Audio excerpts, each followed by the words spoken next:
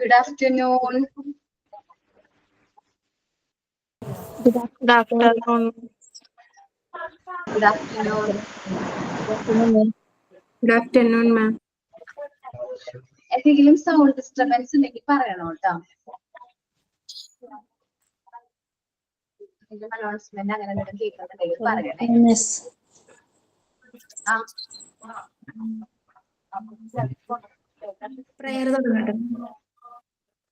Okay, എന്തെങ്കിലും കേൾക്കുന്നുണ്ടോ? കുഴപ്പമൊന്നുമില്ലല്ലോ? ക്ലിയർ ആണോ വോയിസ്? ക്ലിയർ ആരാണ്? പ്രയർ ആരാണ്? ഇന്ന് പ്രയർ ആരാണ്?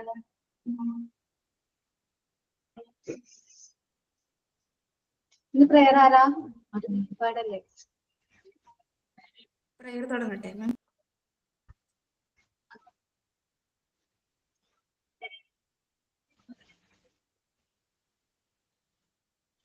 പ്രയറിന് ആരെങ്കിലും പ്രിപ്പയർഡ് ആണോ? തുടങ്ങട്ടെ മാം പ്രയർ. നമ്മൾ പറയണ ആൾ കേൾക്കണില്ലേ? ഹലോ മാം, കേൾക്കുന്നുണ്ടോ? ഹലോ, തുടങ്ങട്ടെ പ്രയർ. ക്ലിയർ ആവണം. ലോകം മുഴുവൻ സുഖം പകരാനായി സ്നേഹദീപമേ മിഴി തുറക്കൂ. ലോകം മുഴുവൻ സുഖം പകരാനായി സ്നേഹദീപമേ മിഴി തുറക്കൂ. കഥന നിവാരണ കനിവിന്നുറവേ കാട്ടിനടുവിൽ വഴി തെളിക്കൂ. ലോകം മുഴുവൻ സുഖം പകരാനായി സ്നേഹദീപമേ മിഴി തുറക്കൂ. പരീക്ഷണത്തിൻ വാൾമുനയേറ്റി പടനിലത്തിൽ ഞങ്ങൾ വീഴുമ്പോൾ ഹൃദയാക്ഷരിയിൽ രക്തം ചിന്തി മിഴിനീർ പുഴയിൽ താഴുമ്പോൾ താങ്ങായി തണലാദ്യൗഷധിയ താതാ നാഥാ കരം പിടിക്കൂ. ലോകം മുഴുവൻ സുഖം പകരാനായി സ്നേഹദീപമേ മിഴി തുറക്കൂ. പുല്ലിൽ പൂവിൽ പുഴുവിൽ കിളിയിൽ വന്യജീവിയിൽ വനചരനിൽ ജീവബിന്ദുവിൻ അമൃതം തൂകിയ ലോകപാലകാ ജഗദീശ ആനന്ദത്തിൻ അരുണകിരണമായി അന്ധകാരമിതിൽ അവതരിക്കൂ. ലോകം മുഴുവൻ സുഖം പകരാനായി സ്നേഹദീപമേ മിഴി തുറക്കൂ. സ്നേഹദീപമേ മിഴി തുറക്കൂ. Thank you ma'am. സൈനിങ് and thought of the day ആരൊക്കെയാ?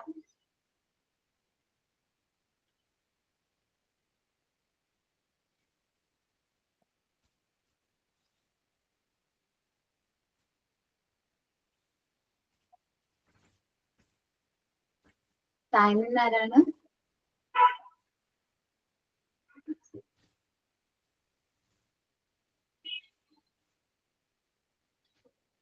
ആരും പ്രിപ്പയർഡ് അല്ല? ഓക്കെ.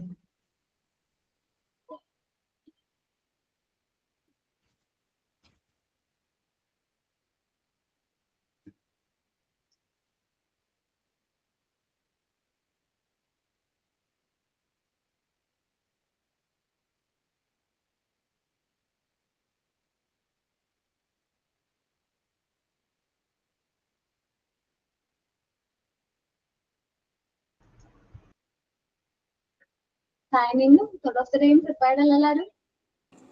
മാം തോട്ടുണ്ട്. തോട്ട് പറഞ്ഞോടാ അതിലാ. സൈൻ പറയാം മാം. Good afternoon, everyone. My name is Sajana Ando, and a warm welcome to our live class today. It's wonderful to see you all joining in, ready to learn and engage with this session. I'm excited to dive into today's topic and Abarna ma'am and explore it together. Please feel free to ask questions throughout the class. Active participation is key to a productive learning experience. Let's make the most of this time and let's start it. Thought of the day പറഞ്ഞോ ട്ടോ.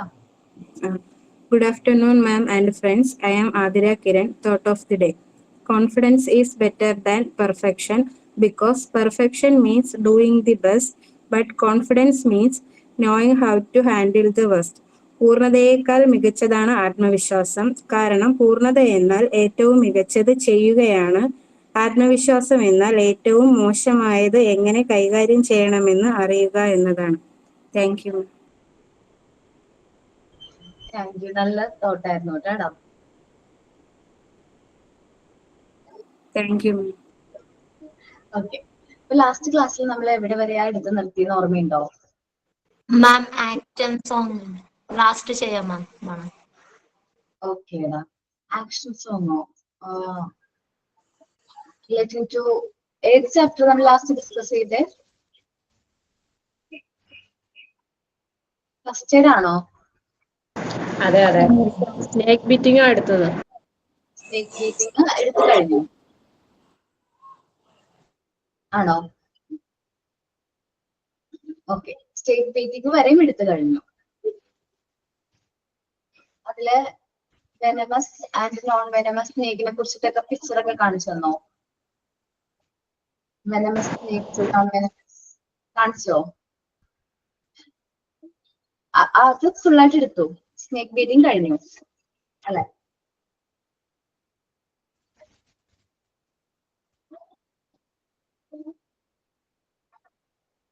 Okay കേട്ടോ.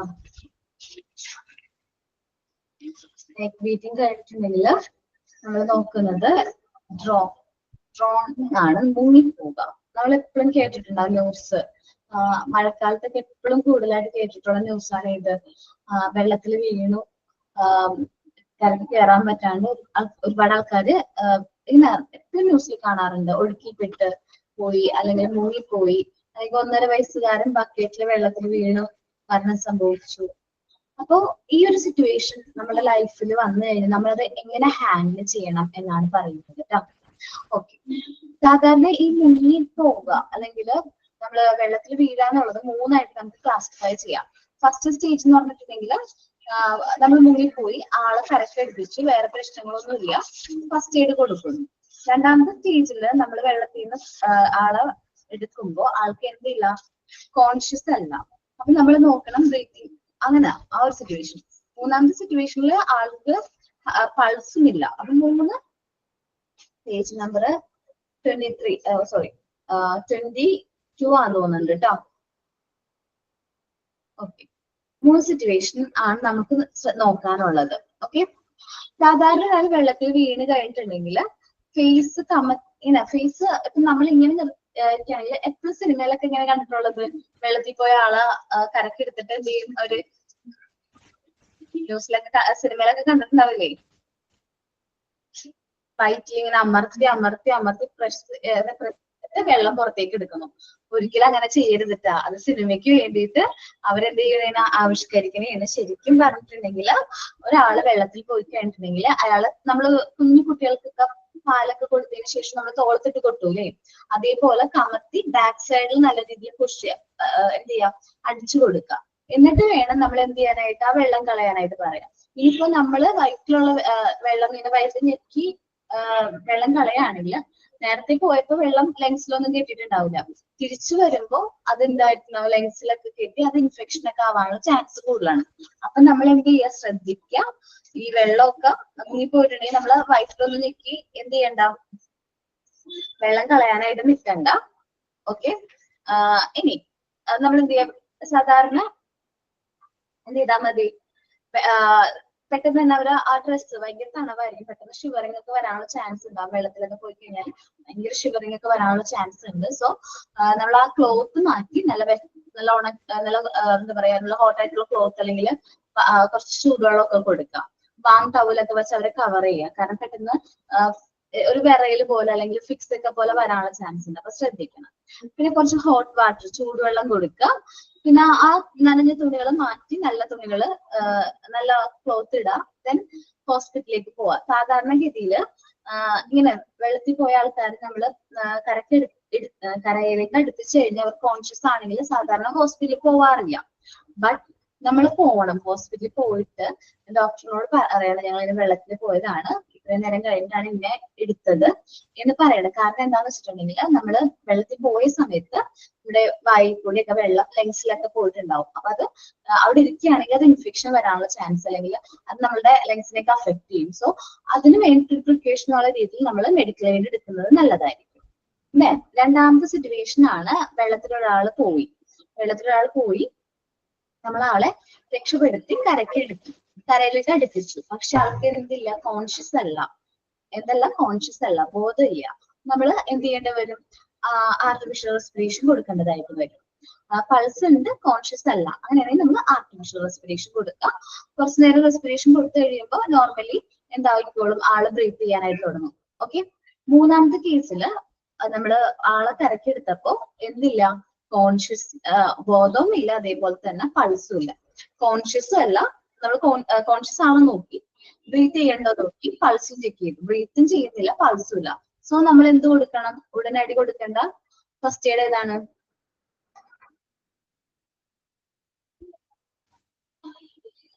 ഏത് first aid കൊടുക്കണം? ഒരാൾക്ക് conscious അല്ല, ബ്രീത്തും ചെയ്യുന്നില്ല, അങ്ങനെ ഒരു സിറ്റുവേഷൻ നമുക്ക് ഒരാൾക്ക് കിട്ടിക്കഴിഞ്ഞാല് അത് ബ്രീത്ത് ചെയ്യണില്ലെങ്കിലാണ്, പൾസ് കൂടി ഇല്ലെങ്കിൽ നമ്മൾ CPR ആണ് കൊടുക്കുന്നത്.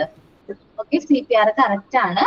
കാർഡിയോ പൾമണറി റെസിസ്റ്റേഷൻ, CPRന്റെ ഫുൾ ഫോം. നമ്മള് പെട്ടെന്ന് എന്താ പറയാ, ഇപ്പൊ ഒരാള് ബോധക്ഷയം സംഭവിച്ചു എന്ന് വിചാരിക്കും, അല്ലെങ്കിൽ നെഞ്ചുവേദനയാന്നൊക്കെ പറഞ്ഞ് പെട്ടെന്നായിരിക്കും ചില ആൾക്കാർ അൺകോൺഷ്യസ് ആവുന്നത്. സോ നമ്മൾ നോക്കാം ബ്രീത്ത് ചെയ്യുന്നുണ്ടോ, അല്ല പൾസ് ഉണ്ടോ എന്ന് ചെക്ക് ചെയ്യാം. അപ്പൊ ഈ മുങ്ങിപ്പോയി കരക്കെടുക്കുന്ന ആൾക്കും നമ്മൾ ചെക്ക് ചെയ്യുന്നതാണ് ബ്രീത്ത് ചെയ്യുന്നുണ്ടോ, അതേപോലെ പൾസ് ഉണ്ടോ. നമുക്ക് പൾസ് പല സ്ഥലത്തും നമുക്ക് ചെക്ക് ചെയ്യാനായിട്ട് പറ്റും. നമുക്ക് ഇവിടെ ചെക്ക് ചെയ്യാം, ഈ ഫോർഹെഡിൽ ചെക്ക് ചെയ്യാം, ഇവിടെ ഫീറ്റ്, അതേപോലെ എവിടെ വേണമെങ്കിലും നമുക്ക് ചെക്ക് ചെയ്ത് നോക്കാം പൾസ് ഉണ്ടോ. ഇല്ലാന്ന് നമുക്ക് തോന്നുകയാണെങ്കിൽ എത്രയും പെട്ടെന്ന് എന്ത് ചെയ്യാം, CPR കൊടുക്കാം. ഹൃദയസ്തംഭനം അല്ലെങ്കിൽ പെട്ടെന്ന് ബോധക്ഷയം സംഭവിക്കുന്ന വ്യക്തികൾ നടത്തുന്ന ഒരു അടിയന്തര നടപടിക്രമമാണ് CPR. ഫസ്റ്റ് ഏറ്റവും ഇമ്പോർട്ടന്റ് ആയിട്ട് കൊടുക്കേണ്ടതാണ് CPR. ഹൃദയസ്തംഭനം മൂലം നമ്മുടെ വിവിധ അവയവങ്ങളിലേക്കുള്ള രക്തപ്രവാഹം നിലയ്ക്കുന്നു. നമ്മുടെ ഹാർട്ട് സ്റ്റോപ്പ് ആകുമ്പോൾ, ബോധക്ഷയം സംഭവിക്കുമ്പോൾ ഹാർട്ടിൽ നിന്ന് ബ്ലഡ് പമ്പ് ചെയ്യുന്നത് സ്റ്റോപ്പ് ആകുകയാണ്. ഇങ്ങനെ സംഭവിച്ചാൽ 5-8 മിനിറ്റിനുള്ളിൽ തലച്ചോറിലേക്കുള്ള രക്തോട്ടം നിലയ്ക്കും.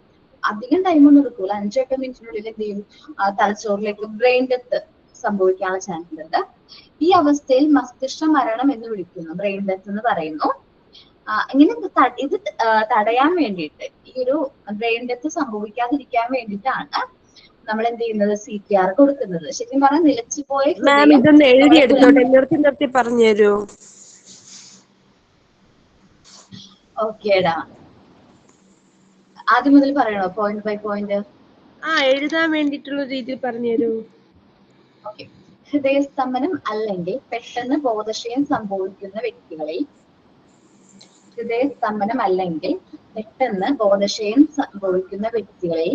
നടത്തുന്ന ഒരു അടിയന്തര നടപടിക്രമമാണ് CPR.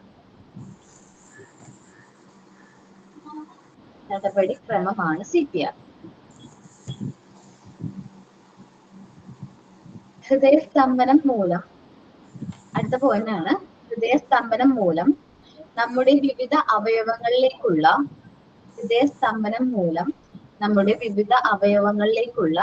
രക്തപ്രവാഹം നിലയ്ക്കുന്നു.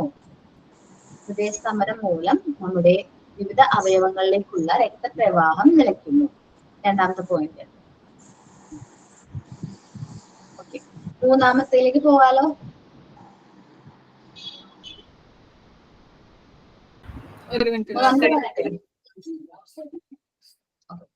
ഇങ്ങനെ സംഭവിച്ചാൽ 5-8 മിനിറ്റിനുള്ളിൽ തലച്ചോറിലേക്കുള്ള രക്തയോട്ടം നിലയ്ക്കുന്നു. തലച്ചോറിലേക്കുള്ള രക്തയോട്ടം നിലയ്ക്കുന്നു.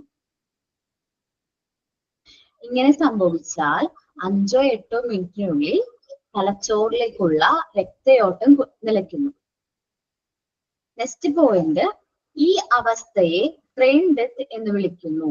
ഈ അവസ്ഥയെ ബ്രെയിൻ ഡെത്ത് എന്ന് വിളിക്കുന്നു. മാം പറയുന്നുണ്ടെന്ന് തോന്നല്ലേ, ഇംഗ്ലീഷ് ഒന്ന് പറഞ്ഞു തരുമോ? ഓക്കേടാ, ഞാൻ എഴുതിയിരിക്കുന്ന മലയാളത്തിലാണ്. ജസ്റ്റ് ഇതൊന്ന് മനസ്സിലാക്കാൻ വേണ്ടിയിട്ട് മാത്രമേ, നമ്മുടെ ടോപ്പിക്കായിട്ട് റിലേറ്റ് ചെയ്യുന്ന കാര്യമേ അല്ല, ജസ്റ്റ് ഒന്ന് അറിഞ്ഞിരിക്കാൻ വേണ്ടിയിട്ട് പറയുന്ന ടോപ്പിക്കാണ്. Okay, CPR പറ്റിയില്ലേ? അല്ല, മലയാളത്തിൽ എഴുതാൻ പറ്റില്ല. ഓക്കേടാ, ഞാൻ ഇംഗ്ലീഷിൽ പറഞ്ഞുതരാം. നെക്സ്റ്റ് ക്ലാസ്സിൽ നോക്കിയിട്ട് ഞാൻ പറഞ്ഞുതരാം.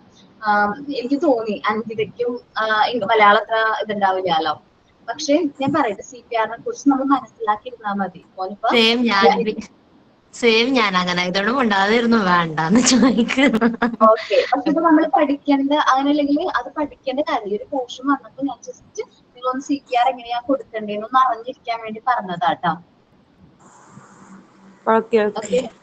ക്വസ്റ്റ്യൻസ് വരുമെന്നോ അല്ല അങ്ങനെ ഒന്നും അല്ലാതെ CPR എങ്ങനെയാണ് കൊടുക്കേണ്ടതെന്ന് നമുക്കൊന്ന് അറിഞ്ഞിരിക്കാൻ വേണ്ടിയിട്ട് ജസ്റ്റ് ഞാൻ ഈ ടോപ്പിക്കിന്റെ ഭാഗമായിട്ട് ഞാൻ ആഡ് ചെയ്ത കാര്യമാണ് CPR എന്നുള്ളത്. ഓക്കെ, അപ്പൊ ഞാൻ എന്റെ ക്ലാസ് കണ്ടിന്യൂ ചെയ്യാലോ. അപ്പോ തലച്ചോറിലേക്ക് എന്ത് സംഭവിക്കുന്നു? ബ്രെയിൻ രക്തയോട്ടം നിലയ്ക്കുന്നു. അപ്പോൾ ഓട്ടോമാറ്റിക്കലി ബ്രെയിൻ ഡെത്ത് സംഭവിക്കുകയാണ്. അങ്ങനെ സംഭവിക്കാതിരിക്കാൻ വേണ്ടിയിട്ട് നമ്മൾ ചെയ്യുന്നൊരു തലച്ചോറ് പറഞ്ഞാൽ ബ്രെയിനിലേക്കുള്ള ബ്ലഡിന്റെ ഫ്ലോ, സർക്കുലേഷൻ സ്റ്റോപ്പ് ആകും. സോ അപ്പൊ എന്താണ്, പെട്ടെന്ന് ബ്രെയിൻ ഡെത്ത് സംഭവിക്കും.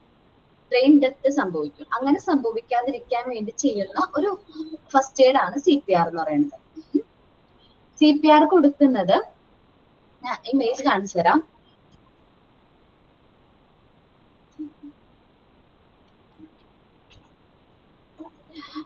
നോക്കാം, ഇതേപോലെയാണ് CPR കൊടുക്കുന്നത്. നമ്മുടെ ഈ 2 കൈ മുഷ്ടി ഇങ്ങനെ വെച്ചിട്ട് നല്ല രീതിയിൽ പ്രസ് ചെയ്ത് കൊടുക്കും.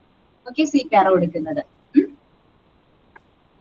അപ്പോ CPR കൊടുക്കുക. അത് കഴിഞ്ഞിട്ട് എന്താ കൊടുക്കുക, ഒരു 30 പ്രാവശ്യം ഇങ്ങനെ പ്രസ് ചെയ്യാം. എന്നിട്ട് നമ്മൾ എന്ത് ചെയ്യാം, വീണ്ടും കൃത്രിമ ശ്വാസം കൊടുക്കാം. അപ്പൊ നിങ്ങളൊന്ന് നോക്കുക എങ്ങനെയാ CPR കൊടുക്കേണ്ടത്.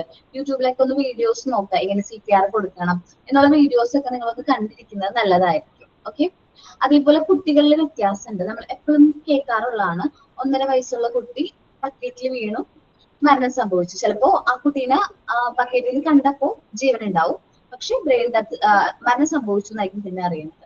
അപ്പോൾ കറക്റ്റ് ടൈമിൽ CPR കൊടുക്കാൻ പറ്റുകയാണെങ്കിൽ അവരുടെ ലൈഫ് നമുക്ക് എന്ത് ചെയ്യാൻ പറ്റും, സേവ് ചെയ്യാനായിട്ട് പറ്റും. ഓക്കെ, അപ്പൊ എങ്ങനെയാണ് മുതിർന്നവരിൽ CPR കൊടുക്കുന്നതെന്നും എങ്ങനെയാണ് ചെറിയ കുട്ടികളിൽ CPR കൊടുക്കുന്നതെന്നും ഒന്ന് നോക്കി വെക്കാം. ഓക്കെ അല്ലേ?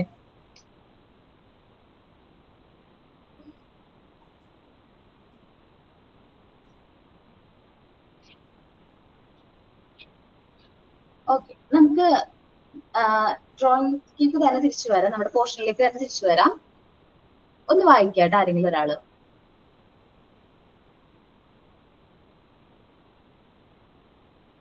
മാം, ഞാൻ വായിക്കാം. ഓക്കേടാ, ഡ്രോണിംഗ് അല്ലേ? 4th പോയിന്റ് അല്ലേ? 4th point. Okay. In such cases, the following steps has to be taken. The drowned person's face should be downward and feet should be up. His face should be pressed with both hands. The person should be dried up with warm towel or hot water bottle. Hot water should be given. Wet clothes should be removed and they should be loose. ഓക്കേടാ, ഇപ്പൊ ഒരാള് വെള്ളത്തിൽ പോയിട്ടുണ്ടെങ്കിൽ ആളെ നമ്മൾ പുറത്തേക്ക് എടുക്കുമ്പോ conscious ആണെങ്കിൽ ആളെ എന്ത് ചെയ്യാം, ഡൗൺവേർഡ് ആയിട്ട് ഇരുത്തിയിട്ട് നമ്മൾ എന്ത് ചെയ്യാം, ഫീറ്റ് കാല് പൊക്കി വെച്ച് ഡൗൺവേർഡ് ആയിട്ട് ഇരുത്താനായിട്ട് നോക്കാം. എന്നിട്ട് നമ്മളുടെ വിസ്റ്റ് പ്രസ് ചെയ്തിട്ട് 2 ഹാൻഡ്സും വെച്ച് പ്രസ് ചെയ്തിട്ട് നമ്മൾ എന്ത് ചെയ്യാം, ആളെ ആ വെള്ളം കളയാനായിട്ട് നോക്കാം. നോട്ട് സ്റ്റൊമക്ക് അല്ല. പിന്നെ വാം ആയിട്ടുള്ള ടവൽ വെച്ചിട്ട് ട്രൈ ചെയ്യാം. അതേപോലെ ഹോട്ട് വാട്ടർ ബോട്ടിൽ കൊടുക്കുക. ഹോട്ട് വാട്ടർ ഡ്രിങ്ക് ചെയ്യാൻ വേണ്ടിയിട്ട് കൊടുക്കുക. ദെൻ ആ ക്ലോത്ത് വെറ്റ് ആയിട്ടുള്ള ക്ലോത്ത് റിമൂവ് ചെയ്ത് നമ്മൾ എന്ത് ചെയ്യാം, നല്ല വാം ആയിട്ടുള്ള ക്ലോത്ത് ധരിക്കാം. സോ നമുക്ക് ആ ഒരു പേഷ്യന്റിനെ ആ ഒരു രീതിയിൽ നമുക്ക് എന്ത് ചെയ്യാൻ പറ്റും, സേവ് ചെയ്യാൻ പറ്റും. ഇതിൽ നിന്ന് അപ്പർ കേസുകളാണെങ്കിലാണ് ഞാൻ 3 സിറ്റുവേഷൻ പറഞ്ഞത്. ഫസ്റ്റ് കേസിലാണെങ്കിൽ ആൾക്ക് എന്തില്ല, റെസ്പിറേറ്റ് ചെയ്യുന്നില്ല, അല്ലെങ്കിൽ റെസ്പിറേഷൻ ഇല്ല, ബ്രീത്ത് ചെയ്യുന്നില്ലെങ്കിൽ ആർട്ടിഫിഷ്യൽ റെസ്പിറേഷൻ കൊടുക്കാം. ബ്രീത്ത് ചെയ്യുന്നില്ല, പൾസ് ഇല്ലെങ്കിൽ CPR കൊടുക്കാം. ഇനി സാധാരണ നമുക്ക് എപ്പോഴും നമ്മള് അടുക്കളയിലൊക്കെ ജോലി ചെയ്യുമ്പോൾ അല്ലെങ്കിൽ എന്തെങ്കിലുമൊക്കെ ചെയ്യുമ്പോൾ നമുക്ക് എപ്പോഴും ബേൺസ്, നമ്മൾ കൈയൊക്കെ ഒന്ന് പൊള്ളാറൊക്കെ ഉണ്ട്, ബേൺ ഒക്കെ സംഭവിക്കാൻ ചൂടുവെള്ളം അല്ലെങ്കിൽ ഹോട്ട് ടവൽ, ഹോട്ട് വാട്ടർ അല്ലെങ്കിൽ ഹോട്ട് മിൽക്ക് ഒക്കെ നമ്മുടെ കയ്യിൽ വീഴാ, അല്ലെങ്കിൽ ഹോട്ടായിട്ട് എന്തെങ്കിലും നമ്മൾ തൊടുമ്പോൾ പെട്ടെന്ന് നമുക്ക് എന്ത് വരും, ബേൺസ് ഒക്കെ വരാനുള്ള ചാൻസ് ഉണ്ട്. സോ അങ്ങനെ ബേൺസ് വരാണെങ്കിൽ നമ്മൾ എന്താ ചെയ്യുക, സാധാരണയായിട്ട് ക്ലീൻ ആയിട്ടുള്ള വാട്ടറിൽ വാഷ് ചെയ്ത് കളയും. അല്ലെങ്കിൽ നമ്മൾ എന്ത് ചെയ്യും, ചെറിയ ബേൺസ് ഒക്കെ ആണെങ്കിൽ ആന്റിസെപ്റ്റിക് ഓയിൽമെന്റോ അലോവേറ ജെല്ലോ ഒലിവ് ഓയിലോ അങ്ങനെ എന്തെങ്കിലുമൊക്കെ നമ്മൾ എന്ത് ചെയ്യാറുണ്ട്, കയ്യില് പുരട്ടാറുണ്ട്, അങ്ങനെ കൈ ചെറുതായിട്ടൊക്കെ ഒന്ന് ബേൺ ചെയ്തിട്ടുണ്ടെങ്കിൽ. ഇനി ചെറുതല്ല, കുറച്ചും കൂടി സീരിയസ് ആയിട്ടുള്ള ബേൺസ് ആണെങ്കിൽ നമ്മൾ എന്ത് ചെയ്യും, മെഡിക്കൽ എയ്ഡ് പ്രോപ്പർ ആയിട്ട് എടുക്കണം. മെഡിക്കൽ എയ്ഡ് പ്രോപ്പർ ആയിട്ട് എടുത്തില്ലെങ്കിൽ നമുക്ക് ആ ബേൺ എടുത്ത് അല്ലെങ്കിൽ ബേൺ സംഭവിച്ച സ്ഥലത്ത് ഇൻഫെക്ഷൻ ആവാനുള്ള ചാൻസ് ഉണ്ട്. സോ കൂടുതലാണ്, ബേൺ കൂടുതലാണെങ്കിൽ നമ്മൾ എന്ത് ചെയ്യാം, മെഡിക്കൽ എയ്ഡ് എടുക്കണം. ഓക്കെ, അപ്പൊ ആ പാരഗ്രാഫ് ആരാ വായിക്കുന്നേ?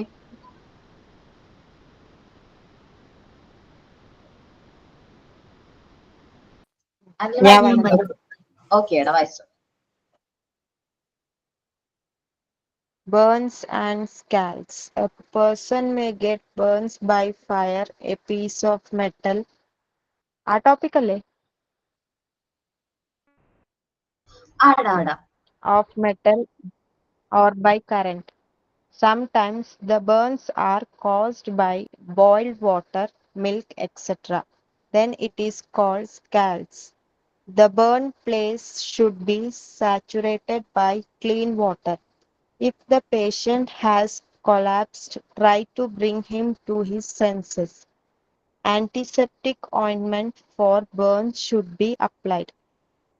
Coconut oil and clean water are also helpful in site burnings. If the burn is serious, medical care is to be given. The first aider should be careful in detecting the nature of. അത്രേ ഉള്ളൂ കേട്ടോ. Okay, burns and scales ആണ് പറഞ്ഞത്. നമുക്ക് ചെറിയൊരു piece of ഫയറോ അല്ലെങ്കിൽ piece of മെറ്റലോ current വഴി നമുക്ക് എന്ത് സംഭവിക്കാനുള്ള ചാൻസ് ഉണ്ട്, ബേൺസ് സംഭവിക്കും. അങ്ങനെ ബേൺസ് സംഭവിച്ചു കഴിഞ്ഞിട്ടുണ്ടെങ്കിൽ നമ്മൾ ആ ബേൺ ചെയ്ത ആ പ്ലേസ് നമ്മൾ എന്ത് ചെയ്യും, സാച്ചുറേറ്റഡ് ആയിട്ടുള്ള ക്ലീൻ ആയിട്ടുള്ള വാട്ടർ കൊണ്ട് വാഷ് ചെയ്യല്ല, അതിലൊന്ന് കുറച്ചു നേരം നിർത്താം. പിന്നെ പേഷ്യന്റ് കൊളാപ്സ് ആവാതെ നോക്കാം. പെട്ടെന്ന് ഷോക്ക് അടിക്കുമ്പോഴോ അല്ലെങ്കിൽ പെട്ടെന്ന് പൊള്ളലൊക്കെ കേൾക്കുമ്പോൾ ആള് പെട്ടെന്ന് കൊളാപ്സ് ആവും. അപ്പൊ അത് അലോ ചെയ്യാതെ പെട്ടെന്ന് അതിനെ സെൻസിലേക്ക് കൊണ്ടുവരാൻ നോക്കാം. പിന്നെ ആന്റിസെപ്റ്റിക് ഓയിൽമെന്റ് അതിൽ ബേൺ ചെയ്ത ആ പ്ലേസിൽ അപ്ലൈ ചെയ്യാം. കോക്കനട്ട് വാട്ടറോ ക്ലീൻ ആയിട്ടുള്ള വാട്ടറൊക്കെ ചെറിയ ബേൺസിന്, ചെറിയ എന്താണ് പൊള്ളലുകൾക്ക് നല്ലതാണ്. If the burns is serious, burns serious ആണെങ്കിൽ നമ്മൾ പ്രോപ്പർ ആയിട്ട് എന്ത് ചെയ്യണം, മെഡിക്കൽ കെയർ എടുക്കേണ്ടത് അർജന്റ് ആണ്. ഇനിയിപ്പോ ബേൺസിൽ തന്നെ ഇപ്പൊ ചൂടുവെള്ളം നമ്മളുടെ മേത്തേക്ക് വീഴാം, അല്ലെങ്കിൽ ചൂട് മിൽക്ക്, ബോയിൽഡ് മിൽക്ക് അല്ലെങ്കിൽ ബോയിൽഡ് വാട്ടർ ഒക്കെ നമ്മൾ അത് കൈകാര്യം ചെയ്യുന്ന സമയത്ത് നമ്മുടെ മേത്തേക്കോ അല്ലെങ്കിൽ അങ്ങനെ വീടാണെങ്കിൽ അത് ബേൺ എന്നല്ല പറയണേ, സ്കേൽ എന്നാണ് പറയുന്നത്. കുറച്ചൊരു ബേണിന്റെ അപ്പർ കേസ്. അങ്ങനെ ഒരു സിറ്റുവേഷൻ ആണെങ്കിൽ നമ്മൾ എന്തായാലും പ്രോപ്പർ ആയിട്ട് മെഡിക്കൽ കെയർ എടുക്കണം. നമ്മൾ ഹോസ്പിറ്റലിൽ പോവുകയും ട്രീറ്റ്മെന്റ് എടുക്കേണ്ടതുമാണ്. ഇനി നമ്മൾ ഫസ്റ്റ് എയ്ഡറിന്റെ ക്വാളിറ്റീസ് ആണ് പറയുന്നത്. ഫസ്റ്റ് എയ്ഡർ എന്ന് പറഞ്ഞിട്ടുണ്ടെങ്കിൽ ഈ പറഞ്ഞിട്ടുള്ള എല്ലാ ടൈപ്പ് ടെമ്പററി ട്രീറ്റ്മെന്റ് കൊടുക്കാനായിട്ട് അറിവുള്ള ആളായിരിക്കണം. ടെമ്പററി ട്രീറ്റ്മെന്റ് കൊടുക്കാനായിട്ട് ആപ്റ്റ് ആയിട്ടുള്ള വ്യക്തിയായിരിക്കണം. അതിന് നല്ല ധൈര്യം വേണം, പവർ ഓഫ് കൺക്ലൂഷൻ, അതേപോലെ നമ്മുടെ അടുത്തുള്ള എന്തൊക്കെ റിസോഴ്സ് ആണ് അത് ആ റിസോഴ്സ് ഒക്കെ അറേഞ്ച് ചെയ്യാനും അത് യൂസ് ചെയ്യാനും പറ്റുന്ന ആളായിരിക്കണം. അപ്പൊ നമുക്ക് അങ്ങനെയൊക്കെ ഉള്ള ഒരു വ്യക്തിന് നമുക്ക് നല്ലൊരു ഫസ്റ്റ് എയ്ഡർ ആണെന്ന് പറയാം. അപ്പം ജസ്റ്റ് നമ്മളൊന്ന് പറയാം, ഒരാൾ വെള്ളത്തിൽ മുങ്ങിക്കൊണ്ടിരിക്കുന്ന സിറ്റുവേഷൻ നമ്മൾ കാണാണ്. അപ്പോ ആ ഒരു നമ്മൾ കണ്ടു കഴിഞ്ഞാൽ അടുത്ത ഏതെങ്കിലും കയറോ അങ്ങനെ എന്തെങ്കിലും ഉണ്ടെങ്കിൽ അത് ഇട്ട് കൊടുക്കാനായിട്ട് നോക്കാം. അപ്പൊ അയാൾക്ക് അത് പിടിച്ച് കയറി വരാനായിട്ട് പറ്റും. ഇനി കയറ് കിട്ടിയിട്ടുണ്ട്, പക്ഷെ ആൾ കുറച്ചുകൂടി ദൂരെ പോയിട്ടുണ്ടെങ്കിൽ നമ്മൾ അടുത്തുള്ള ആൾക്കാരോട് അത് പറയാം, ഞാൻ ഇങ്ങനെ ഒരാള് വെള്ളത്തിൽ പോയിട്ടുണ്ട്, ഞാൻ അയാളെ രക്ഷപ്പെടുത്താൻ പോവാണ് എന്ന് പറഞ്ഞിട്ട് ഈ മരത്തിലെ കയറ് കെട്ടിയിട്ട് ആളെന്ത് ചെയ്യാം, നീന്താൻ അറിയുമെങ്കിൽ പോലും എന്ത് ചെയ്യാ, രക്ഷപ്പെടുത്താനായിട്ട് പോവാം. നമുക്കറിയാം ഒത്തിരി ആൾക്കാര് ഈ രക്ഷപ്പെടുത്താൻ പോകുന്ന ആൾക്കാർ ഒരുപാട് പേര് ആക്സിഡന്റ് പറ്റാറുണ്ട്. അപ്പൊ അങ്ങനെ വരാതിരിക്കാൻ വേണ്ടിയിട്ടാണ് നമ്മൾ ആരെങ്കിലും ഒരാളോട് ഇൻഫോം ചെയ്തിട്ട് ഇതേപോലെ പ്രിക്യൂഷൻസ് എടുത്തിട്ട് വേണം നമ്മൾ എന്ത് ചെയ്യാനായിട്ട് വെള്ളത്തിലേക്കൊക്കെ ഇറങ്ങാനായിട്ട്. അതേപോലെ നമ്മുടെ അടുത്തുള്ള കാര്യങ്ങൾ പെട്ടെന്ന് ആ റിസോഴ്സ് എന്തൊക്കെയാണെന്ന് ഒന്ന് ഒബ്സർവ് ചെയ്യാനൊക്കെ പറയണം. കാരണം ഇപ്പൊ ഒരു സ്നേക്ക് ബീറ്റിന്റെ സിറ്റുവേഷൻ ആണെങ്കിൽ നമ്മുടെ അടുത്ത് എന്തെങ്കിലും ബാൻഡേജ് പോലെ മുറുക്കി വലിച്ചു കെട്ടാനായിട്ട് പറ്റുന്ന എന്തെങ്കിലും എന്താ പറയാ എന്തെങ്കിലും ഉണ്ടെങ്കിൽ ടയറോ അല്ലെങ്കിൽ എന്തെങ്കിലും തുണിയോ ക്ലോത്തോ അങ്ങനെ എന്തെങ്കിലും ബാൻഡേജോ എന്തെങ്കിലും ഉണ്ടാവും നോക്കുക. ഉണ്ടെങ്കിൽ അത് എത്രയും പെട്ടെന്ന് അങ്ങനെ കവർ ചെയ്യുക, ബാൻഡേജ് ചെയ്യുക. ദെൻ ആ പേഷ്യന്റിനെയും കൊണ്ട് ഹോസ്പിറ്റലിലേക്ക് പോകാം. അപ്പൊ ഇങ്ങനത്തെ കാര്യങ്ങളൊക്കെ ചെയ്യാനായിട്ട് നല്ല ധൈര്യമുള്ള നല്ല ആപ്റ്റ് ആയിട്ടുള്ള ആൾക്കാരായിരിക്കണം നമ്മൾ ഓരോരുത്തരും. കാരണം നമ്മൾ ടീച്ചേഴ്സ് ഏതൊരു സിറ്റുവേഷനും ഫേസ് ചെയ്യേണ്ടവരാണ്. കാരണം ഇങ്ങനത്തെ ഏത് ടൈപ്പ് ഓഫ് ആക്സിഡൻസ് വേണമെങ്കിലും സ്കൂളുകളിൽ സംഭവിക്കാം. സോ ഏതൊരു സിറ്റുവേഷൻ ആണെങ്കിൽ പോലും നമ്മൾ എന്താണ് അത് ഫേസ് ചെയ്യാനായിട്ടും അല്ലെങ്കിൽ അതിന് വേണ്ട എന്താ പറയാ ട്രീറ്റ്മെന്റ് കൊടുക്കാനായിട്ട് നമ്മൾ ഓരോ ടീച്ചേഴ്സും ആപ്റ്റ് ആയിരിക്കണം. ഓക്കെ, ലാസ്റ്റ് പാരഗ്രാഫും കൂടി വായിച്ചോട്ടോ. സ്കാൾഡിന്റെ മീനിങ് ഒന്ന് പറയാമോ? സ്കാൾഡ് എടാ പൊള്ളുക എന്നുള്ള മീനിങ് ആ വരുന്നത്. ബേൺസ് കുറച്ചും കൂടി അപ്പർ കേസ് ആണുള്ളൂ. നമ്മൾ ബേണിനേക്കാളും കുറച്ചും കൂടി ഇതാണ് കേൾന്ന് പറയുമ്പോ. ഇപ്പൊ സാധാരണ നമ്മുടെ കൈയൊക്കെ ഒന്ന് ചൂട് ഇതുമൊക്കെ കൊള്ളുമ്പോ അത് നമ്മൾ എന്താ പറയും, ബേൺസ് എന്ന് പറയും. പക്ഷെ അത് ഇപ്പൊ ചിലവർ പറഞ്ഞു കേട്ടില്ലേ, മേത്തേക്ക് ചൂടുവെള്ളം ഫുൾ ആയിട്ട് വീണു മൊത്തം പൊള്ളലേറ്റു, അല്ലെങ്കിൽ നമ്മളിപ്പോ ആൾക്കാർ സൂയിസൈഡ് ഒക്കെ ചെയ്യൂലേ, അങ്ങനെ സൂയിസൈഡ് ഒക്കെ ചെയ്യുമ്പോ ആ ഒരു പറയുന്നതാണ് സ്കേൾ എന്ന് പറയുന്നത് കേട്ടോ. പൊള്ളൽ തന്നെയാണ് ഉദ്ദേശിക്കുന്നത്, പക്ഷെ കുറച്ചും കൂടി ഹൈ എന്താ പറയാ ഒരു കുറച്ചും കൂടി സീരിയസ് ആയിരിക്കും. ബേൺസിനെ അപേക്ഷിച്ച് നോക്കുമ്പോൾ കുറച്ചും കൂടി സീരിയസ് ആയിരിക്കും.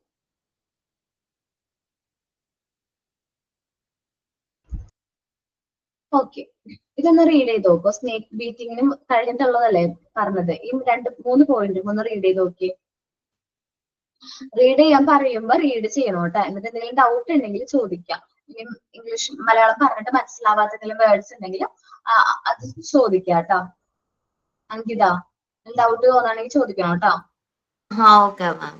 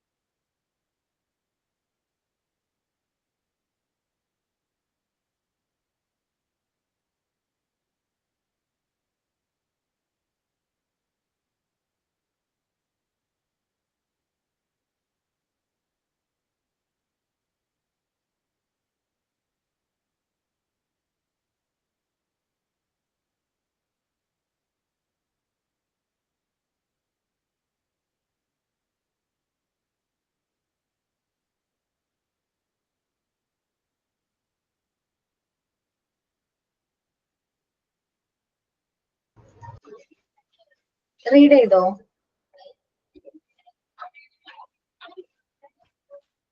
നമുക്ക് ഈ ചാപ്റ്ററിന് കുറച്ച് ക്വസ്റ്റ്യൻസ് ഡിസ്കസ് ചെയ്താലോ?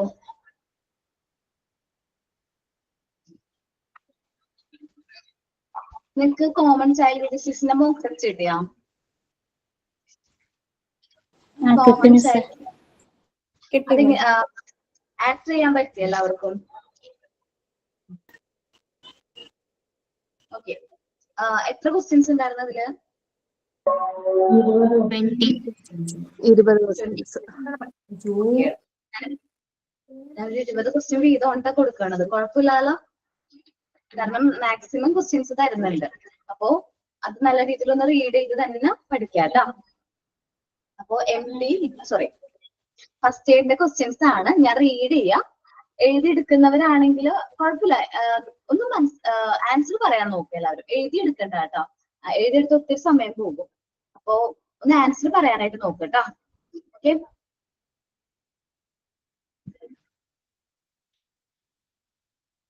ഓക്കെ. ഫസ്റ്റ് ക്വസ്റ്റ്യൻ ആണ്, what is one of the primary duty of first aid unit? What is one of the primary duty of first aid unit? Question കിട്ടിയ എല്ലാവർക്കും?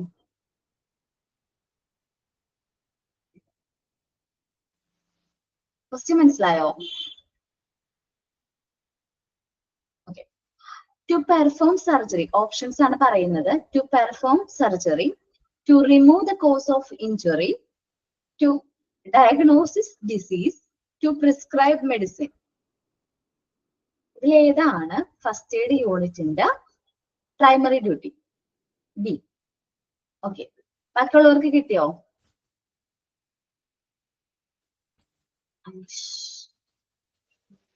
ബി. അൻകിത, മോന് മനസ്സിലായാടാ? ആ മാം കിട്ടി. ഞാൻ സ്പീക്കർ ഓൺ ആക്കിയിട്ട് പറയാന്ന് വിചാരിച്ചു, അപ്പൊ എല്ലാവരും ആൻസർ കൊടുത്തു. ഓക്കെ, കുഴപ്പമില്ല, മെസ്സേജ് അയച്ചാൽ മതി. ബി ആണ്. Why is it important to check respiration of a patient? Why is important to check respiration of a patient? Options പറയാം. To measure their heartbeat, to restart breathing if necessary, to check for broken leg, to give them oxygen.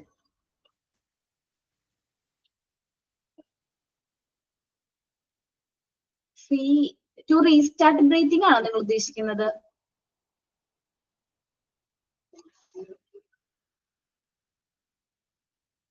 എയോ, to measure their heartbeat. Heart measure ചെയ്യല്ലോ റെസ്പിറേഷന്റെ ഉദ്ദേശം. ഇനി breath ചെയ്യുന്നില്ലെങ്കിൽ നമ്മളത് breathing കൊടുക്കാന്നുള്ളതല്ലേ ഇത് വന്നത്, അല്ലേ? ഓക്കെ, ഇപ്പൊ ഓക്സിജൻ കൊടുക്കാനാണ് ഓപ്ഷൻ എങ്കിലും കുഴപ്പമില്ല, റീസ്റ്റാർട്ട് ബ്രീത്തിങ് എന്നാണെങ്കിലും കുഴപ്പമില്ല കേട്ടോ. ടു റീസ്റ്റാർട്ട് ബ്രീത്തിങ് ആയിരിക്കും കറക്റ്റ് ആയിട്ട് വരുന്നത് കേട്ടോ. ഇനി what is the symptom of fainting?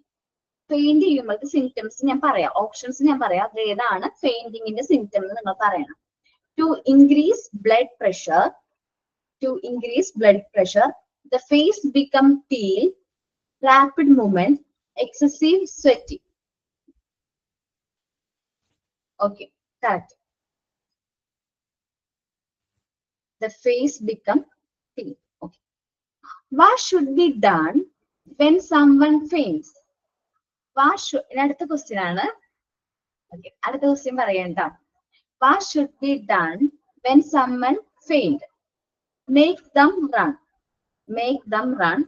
Keep them sitting upright. Sprinkle cold water on their face. Give the strong tea immediately. Okay, C ആണ് option.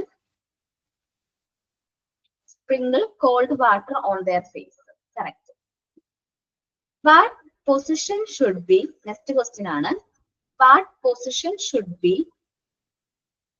a fainted patient be placed in?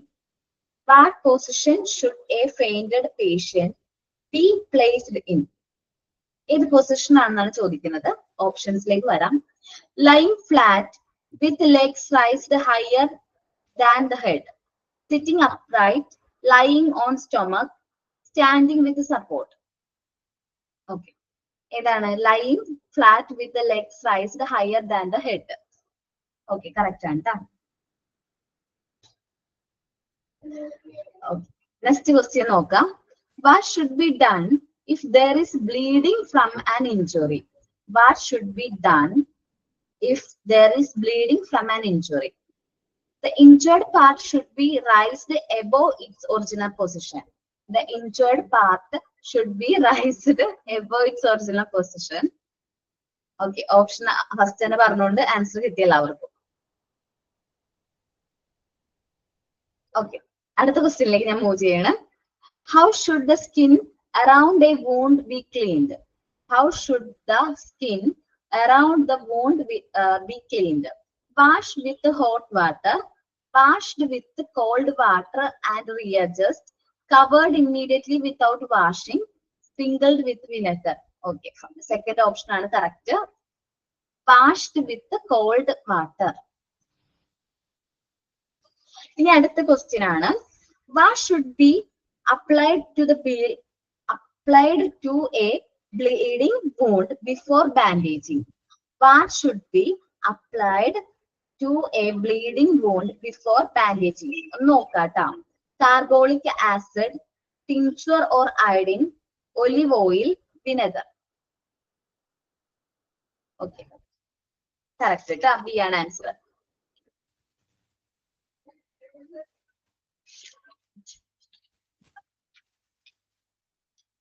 B and answer. Okay. Why is it important to contain all first aid materials in one place? Why it is important to contain all first aid materials in one place? Answer ഞാൻ പറയാം. To ensure they are available instantly when needed, to prevent them from being stolen, to avoid excessive use, to keep them out of sight. Okay, A ആണ്. What is the main goal of first aid? What is the main goal of first aid? Okay, പറയാണ്. Options പറയാണ്. A, to provide temporary relief until proper medical aid is given. B, to replace medical treatment, to diagnosis and treatment of disease, to prescribe medication. Okay. A ആണ്, temporary treatment ആണ്. ആ ഒരു question നേരത്തെ വന്നിട്ടുണ്ടായിരുന്നു തോന്നുന്നു, വേറെ രീതിയിലാ. Okay, ഇങ്ങനെ question വന്നു കഴിഞ്ഞാൽ നിങ്ങൾക്ക് റീഡ് ചെയ്ത് തന്നെ ആൻസർ ചെയ്യാൻ പറ്റില്ലേ?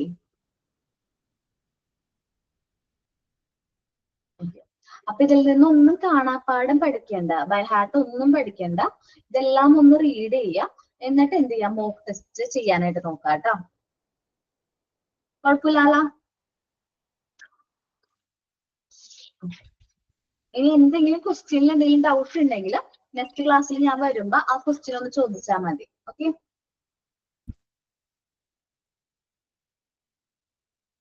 അപ്പൊ ഈ ഫസ്റ്റ് എയ്ഡിന്റെ ക്വസ്റ്റ്യൻസും കൂടി ഞാൻ കൊടുത്തേക്കാട്ടോ.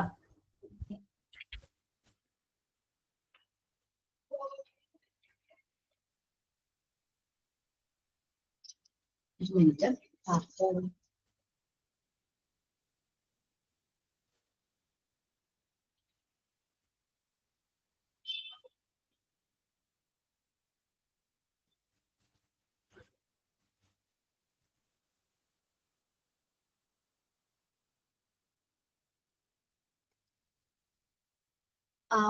നമ്മള് അപ്പോ ഞാനൊരു കാര്യം ചോദിക്കാം. ഈ പാർട്ട് 1 എല്ലാ ചാപ്റ്റേഴ്സും എല്ലാവരും എടുത്തു കഴിഞ്ഞോ? അറിയോ അത്? എടുത്തു. അപ്പൊ എന്റെയും കൂടി കഴിഞ്ഞപ്പോ കംപ്ലീറ്റ് ആയി. എല്ലാവരും പാർട്ട് 2ലേക്ക് പോയിട്ട് എടുത്തു തുടങ്ങിയോ?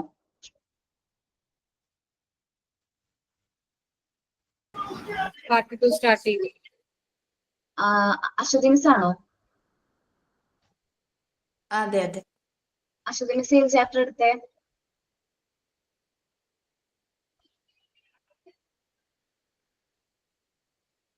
അറിയോടാ അശ്വതി മിസ് ഏത് chapter? Language development. Okay okay.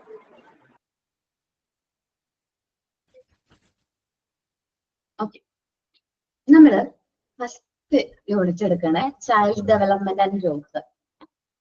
നമ്മള് ഈ സെക്കൻഡ് പാർട്ടിന് രണ്ടായിട്ട് ഡിവൈഡ് ചെയ്തിട്ടുണ്ട്. First session child development, second session psychology. Okay, നമ്മളിപ്പോ പേപ്പർ എഴുതുമ്പോൾ സെക്കൻഡ് പേപ്പർ ആയിട്ട് ചൈൽഡ് ഡെവലപ്മെന്റും തേർഡ് പേപ്പർ ആയിട്ട് സൈക്കോളജിയും വരും. നമുക്ക് എക്സാം ഒക്കെ എടുക്കുമ്പോൾ നിങ്ങൾക്ക് മനസ്സിലാവും എങ്ങനെയാണ് ഡിവൈഡ് ചെയ്തിരിക്കുന്നത്. രണ്ടായിട്ട് ഡിവൈഡ് ചെയ്യുന്നത്. ആദ്യത്തെ 5 പാർട്ട് ഫുൾ ഡെവലപ്മെന്റ് റിലേറ്റഡ് ആയിട്ടുള്ള കാര്യങ്ങളാണ് പറയുന്നത്, ചൈൽഡ് ഡെവലപ്മെന്റ് പറയുന്നത്. അത് കഴിഞ്ഞിട്ടുള്ള പോർഷൻ എന്ന് പറഞ്ഞിട്ടുണ്ടെങ്കിൽ സൈക്കോളജിയാണ്. ഓക്കെ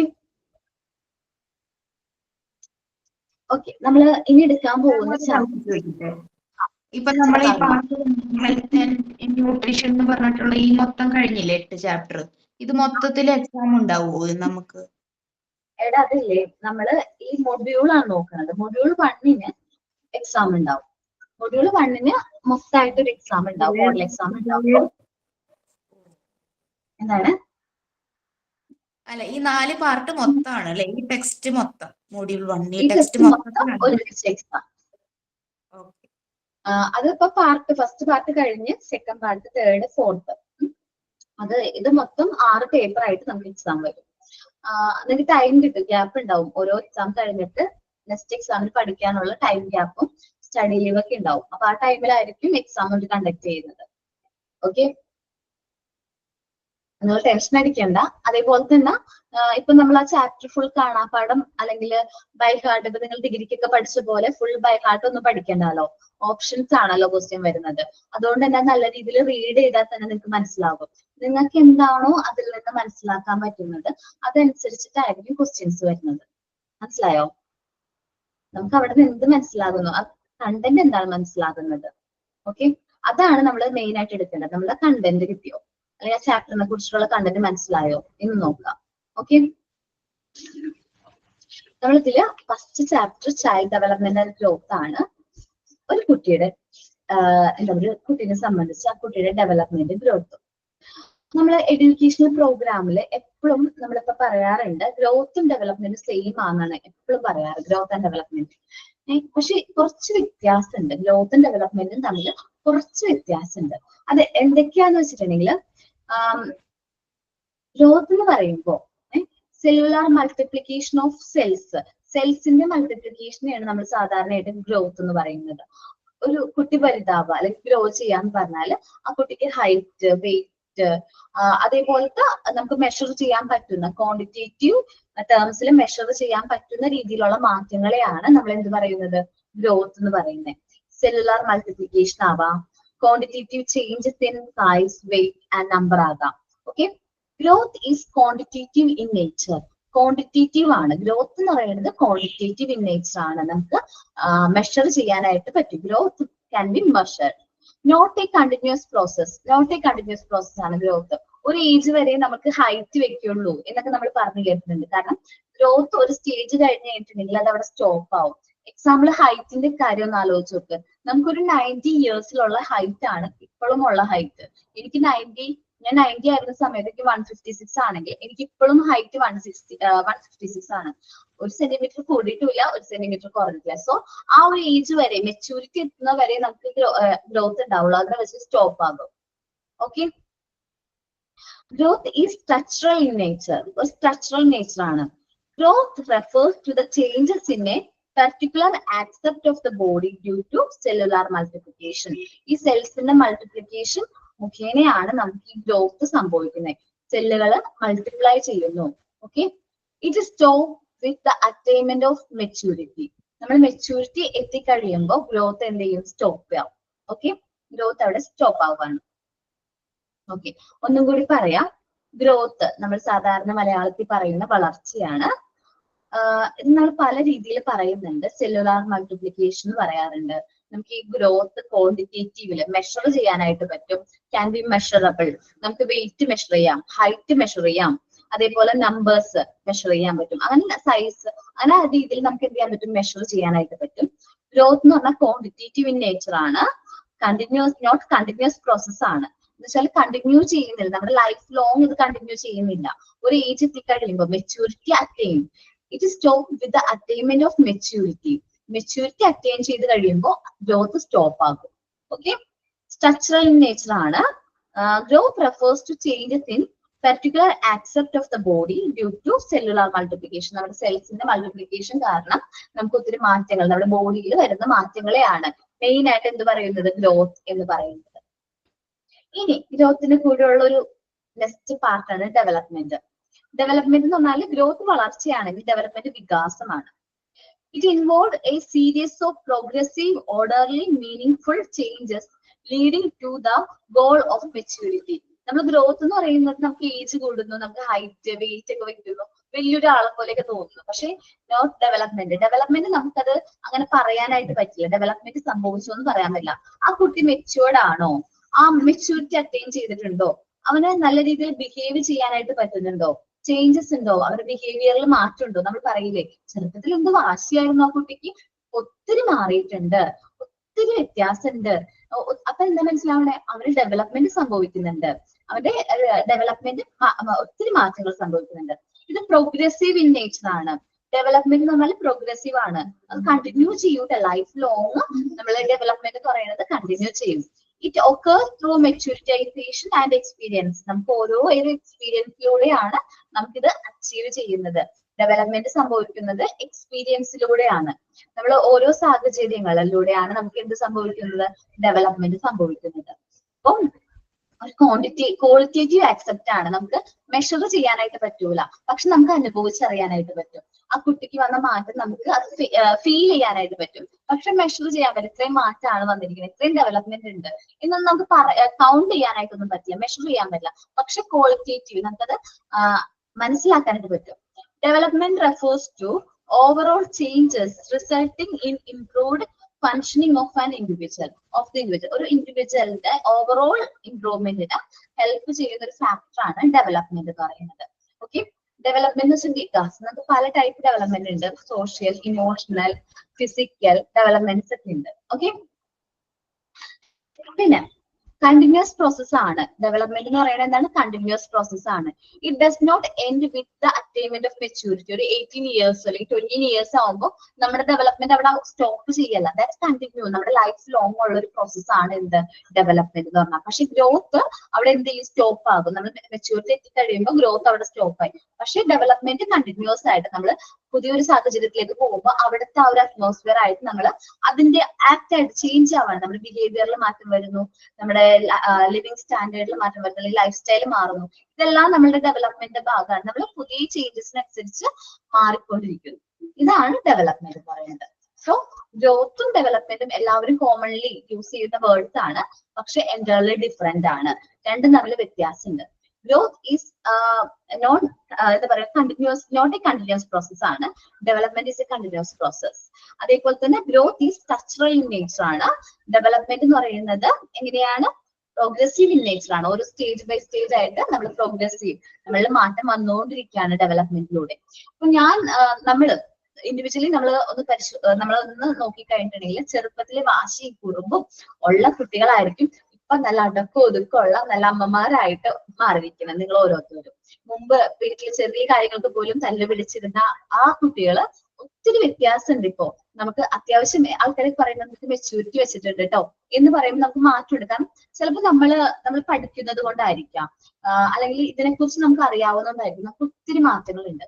അതേപോലെ മുമ്പ് നമ്മൾ ഈ ക്ലാസ്സിലൊക്കെ ജോയിൻ ചെയ്യുന്നതിന് മുമ്പ് നിങ്ങൾ എങ്ങനെയായിരുന്നു, കുട്ടികളോട് ഷൗട്ടൊക്കെ ചെയ്യായിരുന്നു? അപ്പോ ഈ ഷൗട്ടൊക്കെ മാറി അല്ലെങ്കിൽ ദേഷ്യപ്പെടുന്നൊക്കെ മാറി അവരോടൊപ്പം കുറച്ചുകൂടി ടൈം സ്പെൻഡ് ചെയ്യാൻ തുടങ്ങിയിട്ടുണ്ട്. അവരുടെ ഇമോഷൻസിന് കുറച്ചുകൂടി വാല്യൂ കൊടുക്കാനൊക്കെ തുടങ്ങിയിട്ടുണ്ട്. സോ നിങ്ങൾ ഡെവലപ്മെന്റിന്റെ പാതയിലാണ്. നമുക്ക് നമ്മളിൽ വരുന്ന മാറ്റങ്ങളാണ്. ഓരോ സ്റ്റേജസിനനുസരിച്ച് നമ്മൾ മാറ്റങ്ങൾ നമ്മുടെ ലൈഫിൽ കൊണ്ടുവരാൻ. ഓക്കെ, ഗ്രോത്ത് ഡെവലപ്മെന്റും കിട്ടും, ഏകദേശം ഒരു ധാരണ കിട്ടിയിട്ടുണ്ടോ?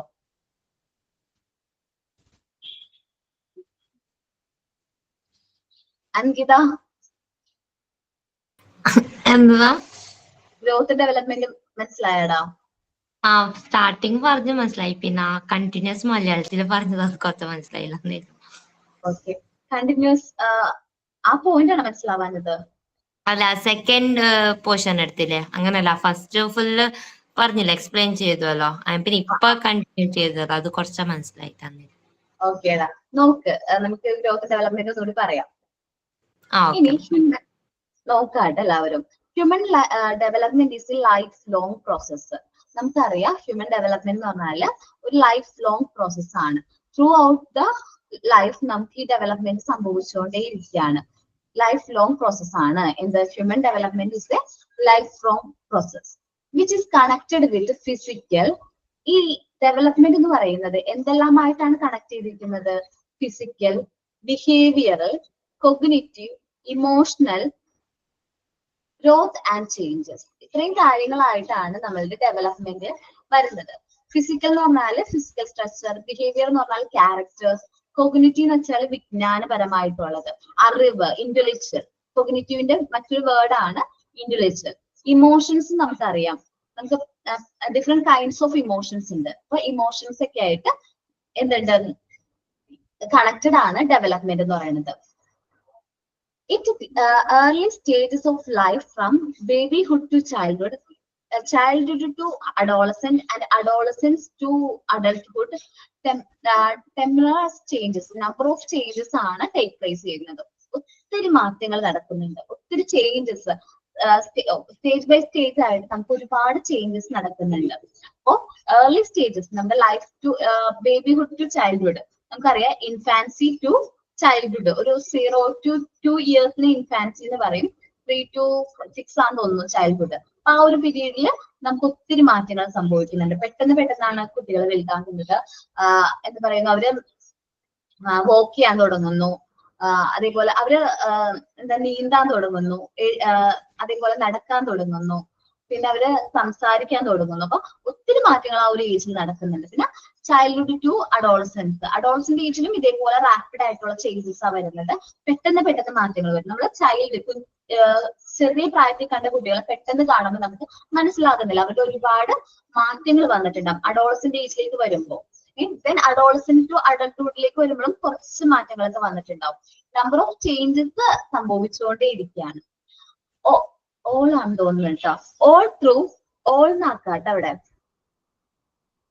All through the process, each person develops an attitude and value that guide the choice, relationship and understanding.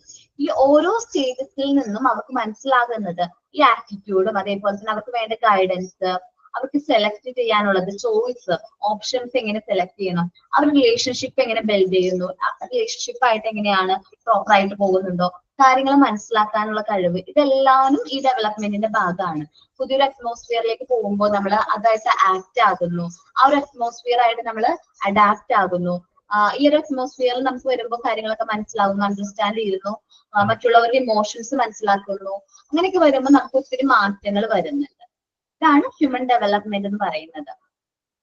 കൂടുതൽ ഡീറ്റെയിൽഡ് ആയിട്ട് നെക്സ്റ്റ് ക്ലാസ്സിൽ എടുക്കുന്നുള്ളൂ. ജസ്റ്റ് ഡെവലപ്മെന്റും ഗ്രോത്ത് എന്താണെന്ന് സൂചിപ്പിച്ചു എന്ന് മാത്രമേ ഉള്ളൂ. ഒന്നും കൂടി റൗണ്ട് ചെയ്ത് പറയാം. ഗ്രോത്ത് എന്ന് പറഞ്ഞിട്ടുണ്ടെങ്കിൽ ക്വാണ്ടിറ്റേറ്റീവ് ഇൻ നേച്ചർ ആണ്, നോട്ട് കണ്ടിന്യൂസ് പ്രോസസ് ആണ്, സ്ട്രക്ചറൽ ഇൻ നേച്ചർ ആണ്, സെല്ലുലാർ മൾട്ടിപ്ലിക്കേഷനെ ആണ് ഗ്രോത്ത് എന്ന് സിംപ്ലി പറയുന്നത്. ഗ്രോത്ത് മെച്യൂരിറ്റി എത്തിക്കഴിയുമ്പോൾ നമ്മൾ സ്റ്റോപ്പ് ആകും. Growth will be stop with attainment of maturity. Maturity എത്തിക്കഴിയുമ്പോൾ സ്റ്റോപ്പ് ആവും, നോർമലി സംഭവിക്കുന്ന ഒരു കാര്യമാണ്. പക്ഷെ ഡെവലപ്മെന്റ് എന്ന് പറഞ്ഞിട്ടുണ്ടെങ്കിൽ കണ്ടിന്യൂസ് പ്രോസസ് ആണ്, ലൈഫ് ലോങ് പ്രോസസ് ആണ്.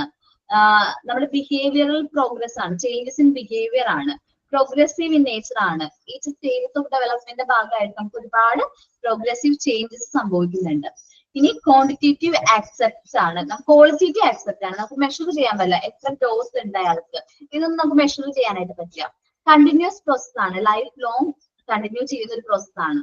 It does not end with attainment of maturity. Maturity എത്തിക്കഴിഞ്ഞാൽ നമുക്കത് എൻഡ് ആകുന്നില്ല, വീണ്ടും കണ്ടിന്യൂ ചെയ്യാണ്.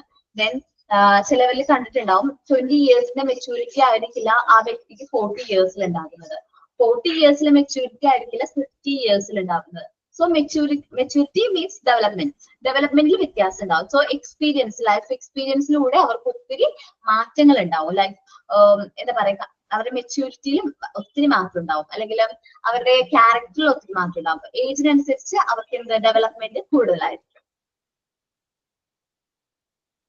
ഓക്കെ, ഞാൻ ഇവിടെ വെച്ച് ക്ലാസ് വൈൻഡ് അപ്പ് ചെയ്യാണ്.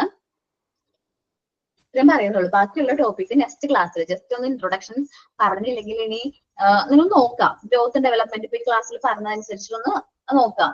ഇതിൽ പറഞ്ഞു വരുന്നത് കുറച്ച് എന്താ പറയാ, കുറച്ച് പറഞ്ഞിട്ട് വീണ്ടും അത് ഡിഫറൻസ് ഒക്കെ പറയുന്നുണ്ട്. അപ്പോഴേക്കും നിങ്ങൾക്ക് ഗ്രോത്ത് ഡെവലപ്മെന്റും തമ്മിലുള്ള ഡിഫറൻസ് ഒക്കെ കറക്റ്റ് ആയിട്ട് മനസ്സിലാക്കാനൊക്കെ പറ്റും. സിമ്പിൾ ആയിട്ടുള്ള ചാപ്റ്റർ ആണ് കേട്ടോ. ഓക്കെ, അപ്പൊ സൈൻ ഔട്ട് ആരാ പറയുന്നേ? മാം ഞാൻ. ഓക്കേടാ, പറഞ്ഞോടാ. മാം പിന്നെ ഞാൻ ഇന്നത്തെ ക്ലാസ് കേട്ടില്ലായിരുന്നു. ഇപ്പൊ ഹോസ്പിറ്റൽ കേസായിട്ട് പുറത്തായിരുന്നു. ഇപ്പം വന്ന് കയറിയതേ ഉള്ളൂ. അപ്പം ജസ്റ്റ് താങ്ക് യു പറഞ്ഞ. മതി മതി. Okay. Good afternoon, ma'am. I am here to present sign off. Good afternoon, ma'am, and my dear friends. Ma'am, as we come to end of the class section, I would like to thank you for your guidance and support throughout the lesson. Your explanations really helped us. Thank you, ma'am, again.